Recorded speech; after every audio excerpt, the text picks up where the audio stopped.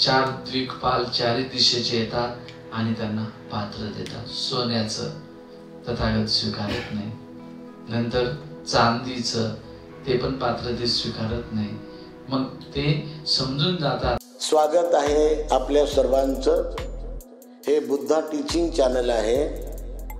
यावर बुद्ध आणि त्यांच्या संपूर्ण शिकवणीवर आणि शिक्षेवरती धम्मचर्चा होते. आपण सर्वजण बुद्धा टीचिंग चॅनलचा लाभ घ्यावा.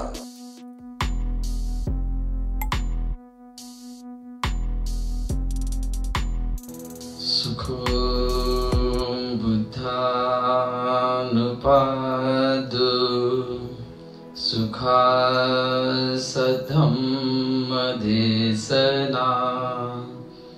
सुखासंगस्य सामग्री समग्गानं तपो सुखो. सुखकर आहे बुद्धाचा जन्म, सुखकर आहे सद्धम्मोपदेश, सुखकर आहे सर्वांनी एकत्रित येऊन तप करणे. देवता आणि मनुष्याचे गुरु, प्रज्ञेचे उद्गाता, विश्व शांतीदूत, महाकरुणिक तथागत भगवान बुद्ध, पवित्र पावन त्यांचा हा सद्धम्म आणि या सद्धम्माचा प्रचार आणि प्रसार करणारा पवित्र भिक्खू संघ, आपले सर्वांचे उद्धारक विश्वरत्न बोधिसत्व डॉक्टर बाबासाहेब आंबेडकर, महान राजा चक्रवर्ती सम्राट अशोक, प्रथमतः बुद्ध, धम्म आणि संघाला मी त्रिवार वंदन करतो.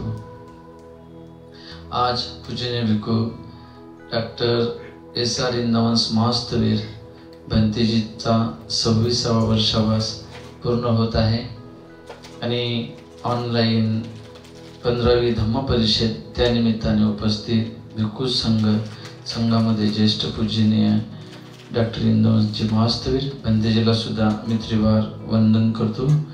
उपस्थित भिक्खू रोहन भिक्खू महास्तवीर, त्यानंतर पूज्य भिक्खू धम्मज्योती स्थवीर, भिक्खू अनिरुद्धजी स्थवीर, भिक्खू बोधिरत्नजी आणि मंगलबुद्धीजी, संपूर्ण श्रावणेर संघ.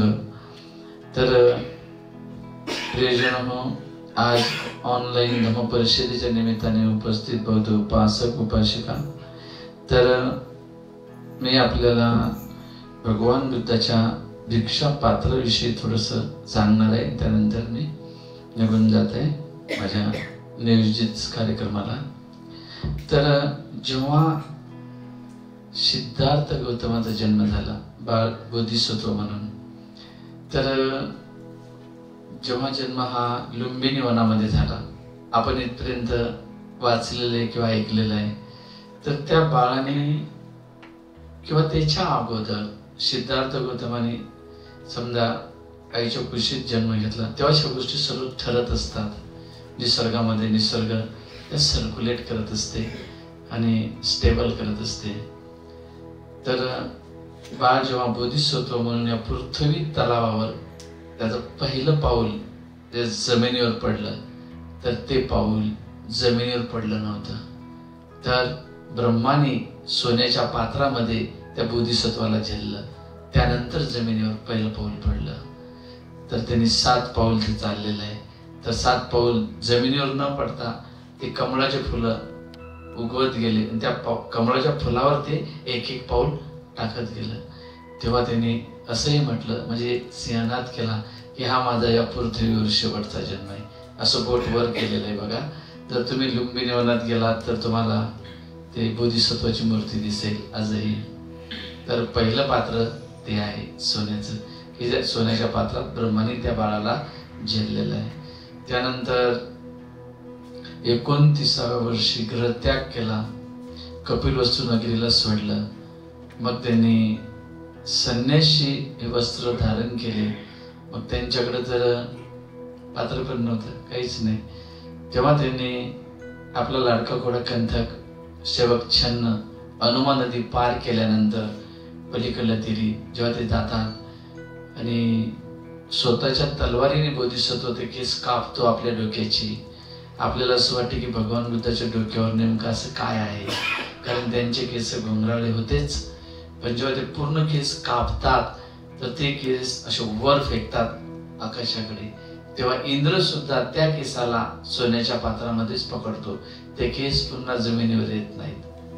नंतर मग जेव्हा ते बुद्ध होतात, सम्यक संबुद्ध होतात, सम्यक संबुद्ध झाल्यानंतर त्यांना पहिलं भोजन करायचं असते 45 दिवसानंतर. तपस्सू आणि भल्लिक जेव्हा हे भोजन देणार तर त्यांच्याकडे पात्रच नव्हतं. तपस्सू आणि भल्लिक हे उत्कल देशाचे आहे, ब्रह्मदेशाचे आहेत, सुवर्णगिरी त्या भागातले आहेत. तर त्यांची मनोदेवता त्यांना सांगते, आताच नुकतेच जे सम्यक संबुद्ध तथागत संबोधी प्राप्त झालेले आहेत, ज्ञान प्राप्त झालेले आहे, तुम्ही त्यांना भोजन दान द्या. मग ते विचार करतात भोजन कशात द्यावं, कारण त्यांच्याकडे तर पात्र नसते. मग भगवंत विचार करतात भोजन करणार. ज्ञान प्राप्त झाल्यानंतर जर पहिला व्यक्ती कोणी भेटला असेल त्या अगोदर, ज्ञान प्राप्त होण्याच्या अगोदर, तर तो आहे ब्रह्मसंपत्ती. तोच ब्रह्मसंपत्ती जेव्हा ज्ञान प्राप्त होण्या अगोदर भेटतो, तर तेव्हा सिद्धार्थ गौतमाच्या मनात असा विचार येतो की हे ज्ञान आपण प्राप्त करायचं, या ज्ञान प्राप्तीसाठी धडपड, हे ज्ञान कोणी ऐकल का, लोकाला हा धम्म समजेल का. तेव्हा ब्रह्मसंपत्ती उपरनं खांद्यावर घेऊन त्यांना वंदन करतो आणि म्हणतो तथागत धम्माला नक्कीच ऐकतील, तथागत नक्कीच धम्माला ऐकतील. मग तेव्हा तथागत शब्द त्यांच्या कानी पडलेला आहे. कोणाच्या? सिद्धार्थ गौतमाच्या. ते तर बोधिसत्व आहे ना, ते सम्यक संबुद्ध झालेले नाही, पण सम्यक संबुद्ध जेव्हा होता तर तो पहिला व्यक्ती आहे की भगवंताला प्रवेशन करण्यासाठी सांगतो. मग तेव्हा ते बुद्धगयेच्या परिसरात 45 दिवस घालवतात. मग ते पुन्हा विचार करतात की हा धम्म मी कोणाला सांगायचा. सुजाताने खीर दिली, स्वास्तीने भोजन दिलं, 1 महिना कढी भात. स्वास्ती अस्पृश्य जातीचा मुलगा आहे, पण त्याला सांगायचा का सुजाताला सांगायचा. पण त्यांनी बोधिसत्व असताना वचनबद्ध झाले होते. ती शेरणी हिमालयाच्या पायथ्याशी 5 पिल्ल्यांना, छाव्यांना आपल्या जन्म दिला. जन्म दिल्यानंतर त्यांना ती दूध पाजण्यात असमर्थ होती, कारण शिकारच केली नाही, पोटातच काही नाही, तर बाळाला कुठून देणार. मग एक तर ती मरणार, नाही तर ती पिल्ले मरणार. मग तो बोधिसत्व विचार करतो, हे जे मिळतात हे 30 पारामिता पूर्ण करते, 10 पारामिता, 10 परमार्थ आणि 10 उपपारामिता. तर परमार्थ ज्या पारामिता असतात तर त्या पूर्ण करत असताना स्वतःच्या शरीराचं पण दान द्यावं लागते. जसं डोळे, रक्त, हृदय, काही दायकाने आपल्या शरीराचा भाग. आताच्या काळात कसं, जर कोणाला किडनी किंवा डोळा एक दान द्यायचा आहे, आपण विचार करतो कसा द्यावा. पण बोधिसत्व तसं नाही विचार करत, आपल्या शरीराचा सहजपणे कोणताही भाग काढून तो दान देऊ शकतो. कारण तसा तो सम्यक संबंध होऊच शकत नाही, तर त्याला ते पूर्ण करावं लागते. तेव्हा तो बोधिसत्व म्हणतो, हे माते तू चिंता करू नको, तू माझ्या शरीराची स्वीकार कर, मला खा, तुझ्या पिलांना भरपूर दूध दे, त्यांना जिवंत ठेव. जेव्हा केव्हा भविष्यात फ्युचरमध्ये मी सत्यापर्यंत पोहोचेल तेव्हा तुझ्या या 5 छाव्यांना धम्माचं धम्मामृत पाहिजे, म्हणजे याच 5 बछड्यांना धम्माचं धम्मामृत. तेव्हा बुद्ध विचार करतात की ज्यांनी आपल्याला समाधी शिकवली, आला कालम, उदकराम बुद्ध, त्यांना दीक्षा द्यावं का. तर ते एक हप्त्या अगोदर मरून जाते एक गुरु, दुसरा मागच्याच रात्री मरून जातो.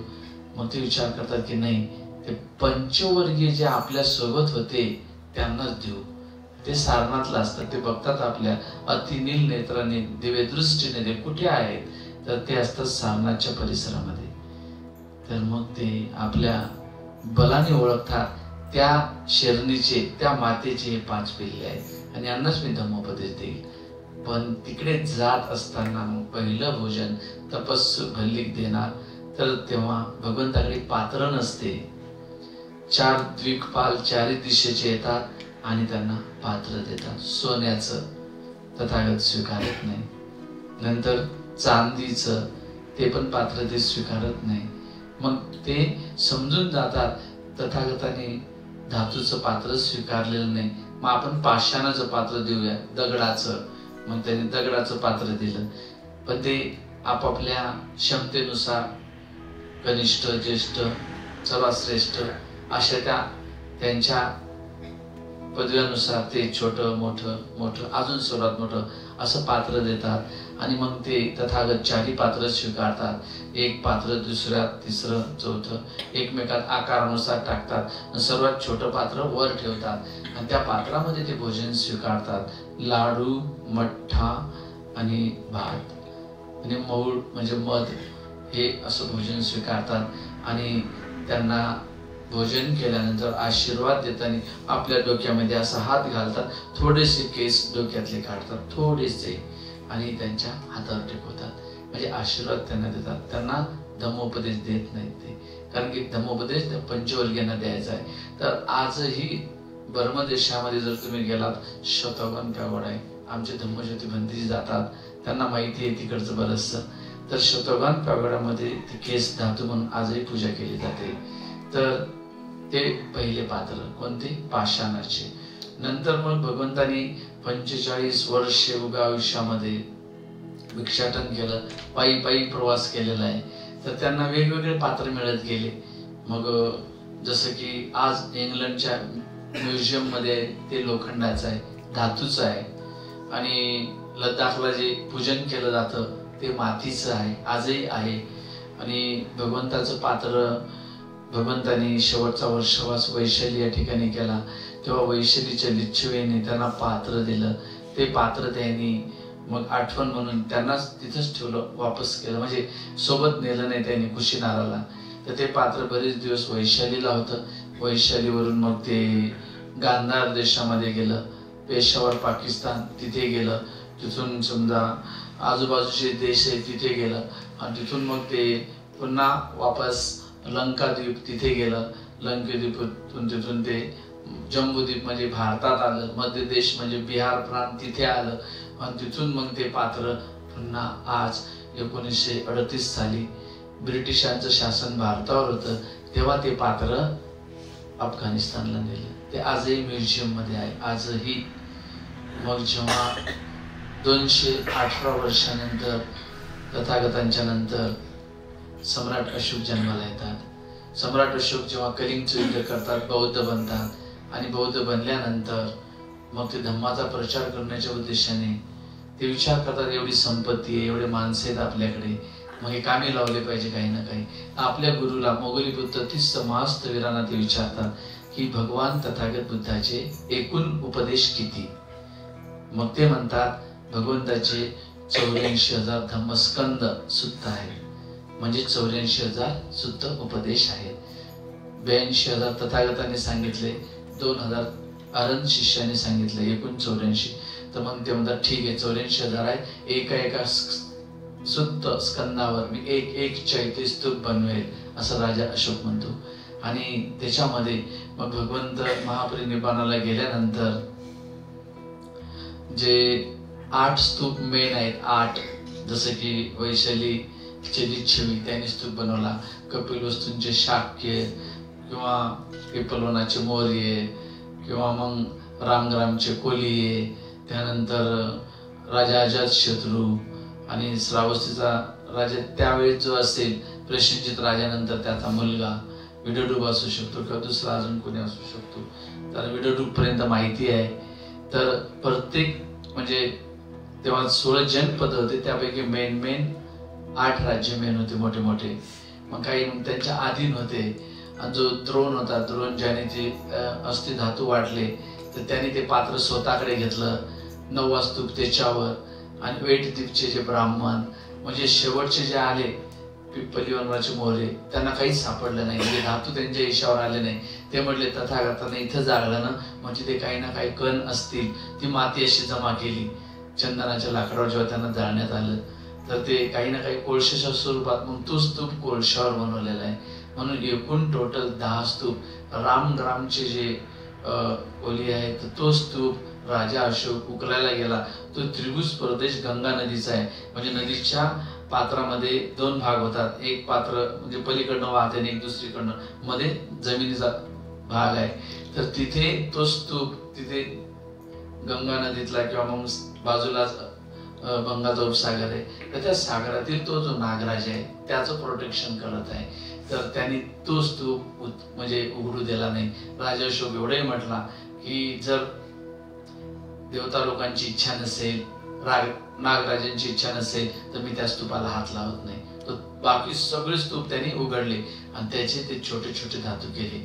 मग असं करताना मग त्यांनी आदेश दिला. आदेश कसा की 1 करोड होन किंवा स्वर्ण नाणे त्या काळात ज्या शहराचं उत्पन्न आहे की त्या शहरामध्ये स्तूप बनवावा. तर म्हणजे जसं की त्या शहराची प्रॉपर्टी 1 कोटी आहे सुवर्ण नाणे त्या काळात, आजच्या नाही. आजच्या काळात 100 कोटीच्या वर म्हटलं तरी चालेल, 1000ही म्हटलं तरी चालेल, कारण तेव्हाची नाण्याला किंमत होती, आताची नाही आहे तेवढी. तर आता लोकसंख्या जरी वाढली असेल, महाराष्ट्राचा विचार आपण केला, आपण महाराष्ट्रात राहतो, तर महाराष्ट्रात त्यांनी 4 स्तूप बनवले. एक बनवला पवनीचा स्तूप, कारण पवनी शहराचं उत्पन्न तेवढं असेल. दुसरा बनवला त्यांनी संग्रामपूर तालुक्यात बुलढाणा जिल्ह्यामध्ये भोवन स्तूप, आताही त्याचं उत्खनन झालेलं आहे आणि सरकारने जीवगाव टाकळी प्रकल्प केला. तो पाण्यामध्ये पूर्णपणे आला, पण आता त्या स्तूपाचं संवर्धन करणार आहे असं सरकार बोलले. काय खरं काय खोटं ते नाही सांगू शकत मी. त्यानंतर तिसरा तगड उस्मानाबाद आणि चौथा नालासोपारा, की जे मुंबई त्या काळामध्ये राजा अशोकाचं प्रांतिक राजधानी शहर होतं, खूप मोठं, आणि पूर्ण बौद्धमय केलं होतं राजा अशोकाने ते. मग त्या स्तूपामध्ये राजा अशोकाने हे पाठवले, म्हणजे चैत्य पाठवलं, म्हणजे ज्याला आपण म्हणतो धातू त्या चैत्यामध्ये. तर त्याच्यावर म्हणजे पहिले पाषाणाचं दगडाचं, त्याच्या आतमध्ये संगमरमरी दगडाचं, आणि त्याच्या आतमध्ये स्फटिक, त्याच्या आत चांदीचं, त्याच्या आत सोन्याचं. सोन्याचं जे पात्र आहे छोटं मोठं, तर त्या पात्रावर त्यांनी म्हणजे ककुसंद, कोणागमन आणि वैसपू आणि दीपंकर, त्यानंतर महाकाश म्हणजे दजबल काश्यप म्हणजे भगवान बुद्धाच्या अगोदरचे बुद्ध, आणि तथागत शाक्यमुनी बुद्ध, आणि 7वा आहे मैत्रीय बुद्ध म्हणजे मैत्रीय बोधिसत्व. अशी चित्र त्याच्यावर कोरलेले आहेत सोन्याच्या याच्यावर पात्रावर त्या. आणि ते याच्यासाठी की ते जे पात्राचे तुकडे आहेत तर ते तुकडे त्याच्यामध्ये ठेवले, ते तथागत बुद्धांचंच पात्र आहे. जर एखाद्या भिक्खूचं असतं ते पूर्ण पात्र सापडलं असतं, पण तुटलेलं आहे. आणि त्या पात्राचा म्हणजे चित्र जो म्हणजे अमरावतीचा स्तूप आहे, आता जे हैदराबादमध्ये आहे तो स्तूप सध्या हैदराबादच्या बाजूला, की म्हणजे मला वाटते डॅम आहे नागार्जुन डॅमच्या बाजूला, तर तिथं जो स्तूप त्या काळामध्ये आला होता, बनवला होता, तो पाण्यात आला. मग त्याने उत्खनन केलं, काही जे सापडले त्याचं वर टेकडीवर आणून ठेवलेलं आहे. तर तिथे बुद्धवनम प्रकल्प म्हणजे 200-300, 300-400 एकर मध्ये जो प्रकल्प तयार केला, की जसं बुद्ध तेव्हा होतं तसं आताही बनवलं. तर त्या अमरावतीच्या स्तूपावर ते चित्र आहे, तर ते सोपाऱ्याच्या स्तूपाचं आहे. म्हणजे याचा अर्थ काही तुकडे तिथे सुद्धा पाठवले. तर याचा अर्थ असा असतो की जेव्हा एक सम्यक संबुद्ध वर्तमान असतात, वर्तमान जिवंत, तर जो भविष्यात होणारा सम्यक संबुद्ध त्याला आशीर्वाद देत असतात, त्याला आशीर्वाद देत असतात. जसं की दीपंकर बुद्धाच्या काळामध्ये सुमेध तापस म्हणजे आपले शाक्यमुनी सिद्धार्थ गौतम बुद्ध होणार, ते त्यांनी तेव्हा सांगितलं होतं, भविष्यवाणी केली होती. मग हेच पात्र जे आहे, माझं ते 2-4 तुकडे असतील, किंवा जे अफगाणिस्तानमध्ये तथागतांचं पात्र आहे त्याचे 4 तुकडे होतील, 4, आणि ते 4 तुकडे 4 दिशेने जातील. एक तुकडा मध्य देश म्हणजेच की आता जो बिहार प्रांत, तिथून ते देवता लोकांमध्ये जाईल. देवता लोकांमध्ये निसंशय जो मैत्रीय बोधिसत्व तिथे आजही आहे, वास करत आहे, त्या पात्राला हात लावून स्पर्श करत शाक्यमुनी तथागत बुद्धाचं पात्र, म्हणजे भगवंताकडून ते पात्र त्याला लाभत आहे असं त्याचा अर्थ. म्हणून हे चित्र फक्त तुम्हाला नालासोपाऱ्याच्या स्तूपामध्येच मिळालेलं आहे, तर त्याच्यावरून त्याचा अर्थ असा निघतो. म्हणून आणि त्या मातीच्या तुकड्याला 320 सोन्याचे फुलं त्यांनी अर्पण केलेले, सोन्याचे. साध्याच्याला कोण करणार आहे? आणि त्याच्यामध्ये एक नाणं सापडलं, सिरीना गौतमी पुत्र सातकर्णी राजा म्हणजे द्वितीय, म्हणजे पहिला राजा तो नाही, द्वितीय. याचा अर्थ त्या राजाला ते पात्र त्याच्या काळात सापडलं, म्हणून त्यांनी इतकं सुंदर पद्धतीने ते म्हणजे पॅक करून पुन्हा जशा तसं ते सुवर्ण नाणे त्याच्यावर सुवर्ण फुलं अंथरून बकुळीचे, कमळाचे, जाईजुईचे, मोगऱ्याचे असे फुलं टाकून ते पात्र पुन्हा पॅक केलं, त्याच्यामध्ये ठेवलं. आणि ते डॉक्टर बाबासाहेब आंबेडकरांचा जन्म 1891ला होणार, त्याच्या अगोदर 10 वर्षे, म्हणजे त्याच्या अगोदर म्हणजे 1882च्या दरम्यान पुरातत्व संशोधक जे की भगवान लाल इंद्राजी यांनी त्याचा शोध लावला आणि ते त्यांना सापडलेले आजही ते मुंबईच्या म्युझियममध्ये जमा आहे. म्हणजे योगायोग म्हणावं लागेल बुद्धाच्या पात्राचा शोध लागणे, त्यानंतर बोधिसत्वाचा जन्म होणे आणि ते बोधिसत्व आपल्याला धम्म पुन्हा रिटर्न आपल्यापर्यंत पोहोचवणे. म्हणजे ह्या गोष्टी सहज घडत नसतात. पहिले आपण जन्म घेतलेला असतो आणि आपण ते कुशल कर्म केलेले असते, आपल्या चित्ताची भावना तशी असते आणि जशी चित्ताची भावना शेवटचा श्वास पृथ्वीवर सोडणार त्याच पद्धतीने आपण आकार घेणार म्हणजे जन्म घेणार आणि त्याच पद्धतीने नातेवाईक सापडतील. आईचा जसा स्वभाव तसा त्या मुलाचा किंवा मुलीचा स्वभाव, म्हणजे जसा आपला स्वभाव आहे तसा आईचा स्वभाव पाहून आपण तिच्या कुशीत येणार आणि नंतर एकमेकाचे स्वभाव एकमेकाला कॅच होणार, नंतर आपला जन्म होणार. मला सांगायचं तात्पर्य हेच की जेव्हा कधी भविष्यात मैत्रीय बुद्ध सम्यक संबुद्ध होतील तेव्हा आपल्याला जन्म मिळेल न मिळेल माहिती नाही. जसं आता तुम्ही जागा रिझर्व केल्या आपल्या, आतापासून करून ठेवा, थोडं थोडं पुण्यकर्म करून कुशल कर्म करून. कुजीने बनते डॉक्टर इंदवनजी महास्तवी त्यांच्या कठीणाचा हा तसं पाहिलं तर हा कार्यक्रम आहे. त्या निमित्तानेच उद्या कठीणची वरदान आहे त्यांचं, त्या निमित्ताने पहिल्याच दिवशी त्यांनी हा ऑनलाईन धम्मपरिषदेचा कार्यक्रम आयोजित केला. मला काम होतं पण मी म्हटलं बनते मी थोडासा समय दूंगा आणि सर्वांच्या पहिले आलो बोलल्यानुसार, कारण की मी जो शब्द बोलतो त्याला ते पालन करण्याचा प्रयत्न करत असतो. कारण धम्मामध्ये खरी ताकद तीच असते, बोलायचं एक, वागायचं एक, जायचं दुसरीकडे, त्याला अर्थ नसते. जेवढं तुमच्याच्याने बोलणं होईल तेवढंच तुम्ही त्याचं पालन केलं पाहिजे. पालन केलं तेवढंच तुम्ही आचरण केलं पाहिजे. जर आचरण केलंच नाही तर या धम्माचा प्रचार प्रसार कसा होईल तुम्ही ठरवा. म्हणून मला आजच्या मंगल प्रसंगी भंतेजीने आयोजकांनी बोलण्याची संधी दिलेली आहे, मी त्यांचे आभार मानतो. एवढं बोलून या ठिकाणी थांबतो. आपलंही कल्याणो मंगलो, आपल्याला हिताचा सुखाचा मार्ग मिळो. साधू साधू साधू. बुद्धं नमामि, बुद्ध को नमन करता हूँ. धम्मं नमामि, धम्म को नमन करता हूँ. संघं नमामि, संघ को नमन करता हूँ.